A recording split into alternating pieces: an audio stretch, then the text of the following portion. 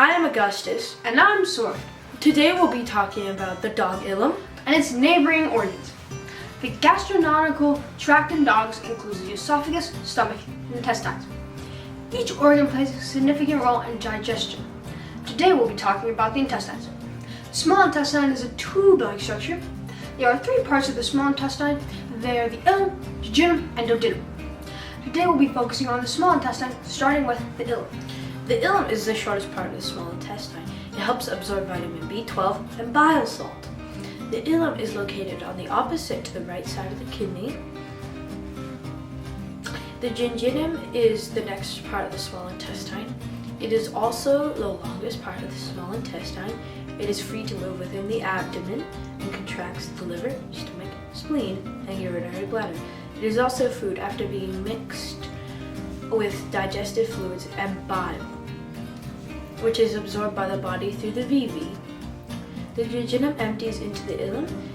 The jejunum also has no distinguishable features. Another part we're going to talk about is the duodenum. The first portion, which to the stomach is the duodenum in a 40-pound dog. The duodenum is 10 inches long. The duodenum attaches to the stomach and is short. We are now focusing on the neighboring organs, starting with the stomach. The stomach is a large, muscular, sac-like organ located between the esophagus and intestines. The stomach's purpose is to store vast amounts of food and start the digestive process.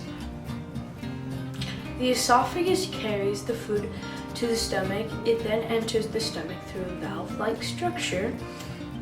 On the interior of the stomach, there are folds called gastrofolds. These folds secrete digestive fluids. Another organ is the large intestine. It connects to the small intestine to the anus. The large intestine is about 16 inches in length and a 40-pound dog, and is larger in diameter than the small intestine. Its primary function is to absorb water from feces as needed, thus keeping the hydration level of the body constant. Now you know about the dog ileum and its neighboring organs. Thank you for listening to our presentation.